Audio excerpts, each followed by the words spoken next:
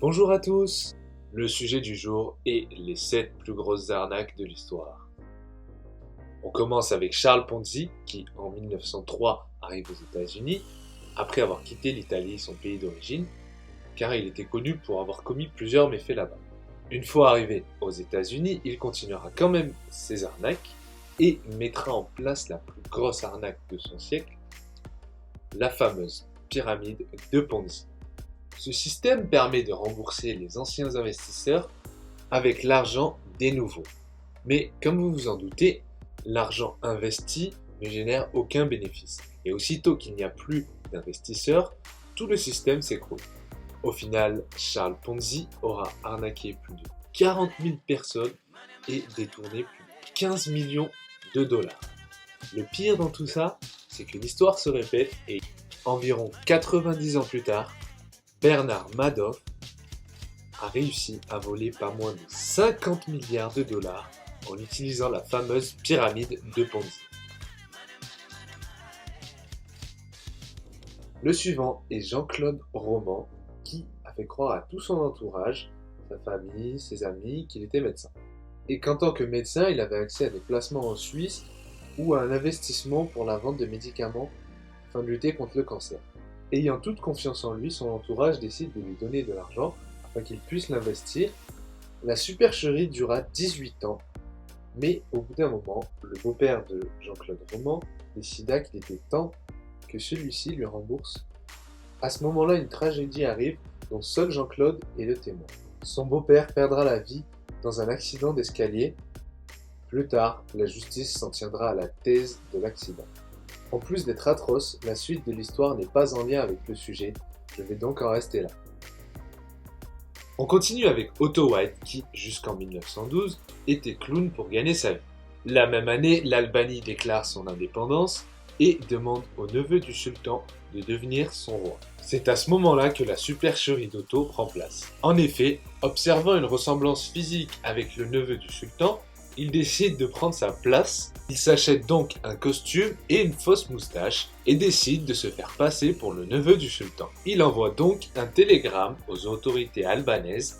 Dans son premier discours, Otto déclare qu'il va déclarer la guerre au Monténégro. 2 jours après son couronnement, les autorités découvrent la supercherie et Otto décide de fuir avec le trésor royal. Par la suite, l'ex-clown et roi vécut en Allemagne et décéda 45 ans après son couronnement. Il a même fait écrire sur sa carte d'identité et sa pierre tombale « Ancien roi d'Albanie ». Robert-Henri Frigard est un as de la manipulation. Cet ex-barman et vendeur de voitures s'est fait passer pour un agent du MI5, c'est un service de renseignement du Royaume-Uni, et il a réussi à convaincre plusieurs personnes qu'elles étaient traquées par l'IRA. L'IRA étant l'armée républicaine irlandaise. Robert rendait ses victimes paranoïaques et leur extorquait de l'argent, des faveurs, les a même manipulées en leur faisant passer des tests de loyauté totalement farfelus. Ces tests servaient à prouver qu'elles étaient dignes d'être des agents du MI5. Ces victimes étaient mitigées, restaient enfermées des semaines et avaient peur de parler à la police car elles ne voulaient pas être soupçonnées de traîtrise et laisser croire qu'elles travaillaient avec l'armée républicaine irlandaise. Robert leur assurait une protection grâce à ses contacts en échange d'argent. Parmi ces victimes se trouvent une avocate et une psychologue.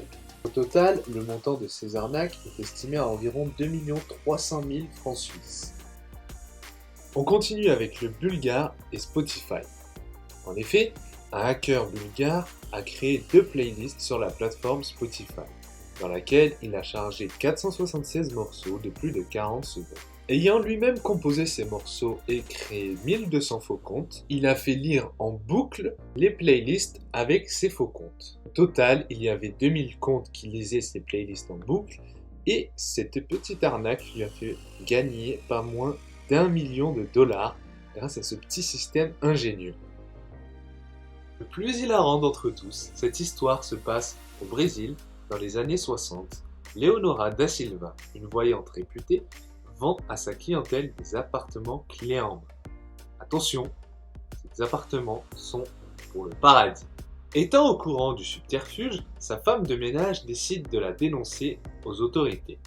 Au tribunal, Leonora tiendra tête au juge en justifiant que sa foi est sincère et s'en sortira sans aucun souci. Contre toute attente, elle est acquittée et repartira sous les applaudissements de ses clients, totalement rassurés sur leurs investissements immobiliers. Par prudence, elle prendra sa retraite. L'histoire se passe en Amérique, lorsqu'un couple tombe en panne d'essence en pleine nuit.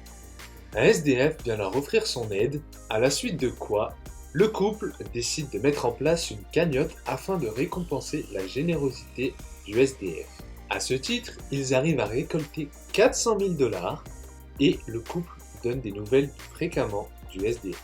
Ils lui ont trouvé un appart, ce dernier va même trouver un boulot. Tout est au mieux dans le meilleur des mondes, sauf que la réalité est tout autre. Les 3 individus ont monté l'arnaque de toutes pièces, le soi-disant SDF a porté plainte car le couple a gardé l'argent. Au final, les 3 individus ont été arrêtés car ils étaient incapables de se mettre d'accord sur la répartition de leur butin. C'était Mr K, je vous dis à bientôt pour une prochaine vidéo et merci d'avoir regardé celle-ci.